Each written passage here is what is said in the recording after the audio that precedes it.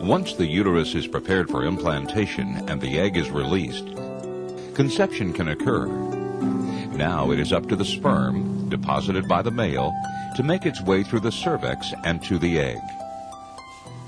At the time of ovulation, the hormones of the menstrual cycle have made the mucus very thin and easy for the sperm to penetrate. And they swim up through the uterine cavity into the fallopian tube. And while there are millions of sperm deposited, not all of them make it to the outer part of the fallopian tube where the egg is waiting.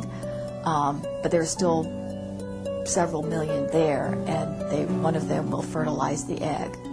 After fertilization occurs, there's a change in the outer covering of the egg so that a second sperm cannot enter the egg. And then that fertilized egg, which is called a zygote, starts dividing into 2 cells and then 4 cells.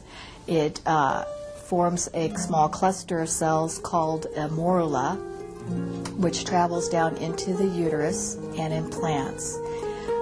Within that cluster of cells, a cavity starts to form, filled with fluid, and at this point it's called a blastocyst. And part of that becomes the placenta that embeds in the wall of the uterus and supplies the embryo with nutrition and oxygen, and part of the blastocyst becomes the embryo, which later becomes the baby. A normal full-term pregnancy is defined as 40 weeks from the date that the last menstrual period started until delivery. And it's divided into thirds. So each trimester is a third of the pregnancy. So the first trimester would be the first 3 months, the second trimester, the second 3 months, and the third trimester, the last 3 months of the pregnancy. The first trimester, the embryo is still developing, and that is the time when birth defects may occur in response to drugs that the mother may be taking. They can have an effect on the developing fetus. Also, that's the point, the first trimester, that an early miscarriage may occur, and that occurs in about 20% of all pregnancies.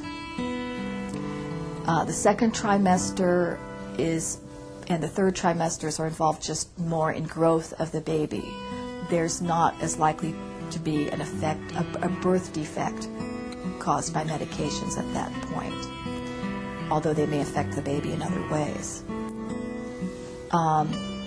The third trimester, or the last 3 months of pregnancy, is generally the point that the fetus has a chance of surviving if it were born the last 3 months. And now with new technology, maybe even part of the last part of the second trimester, babies can survive if they are delivered prematurely.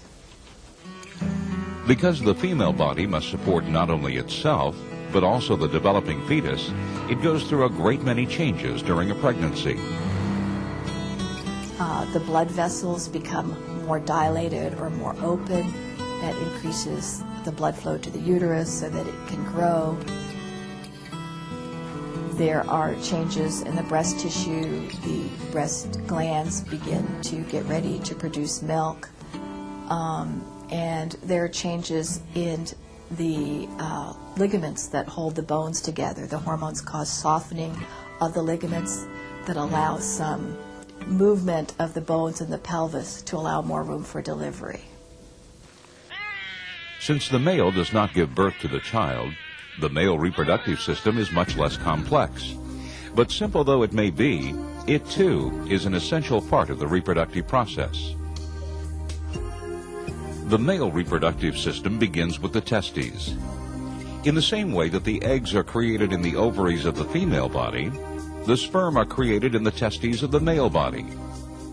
The sperm are then stored in the epididymis, the coiled tube on the top of the testes.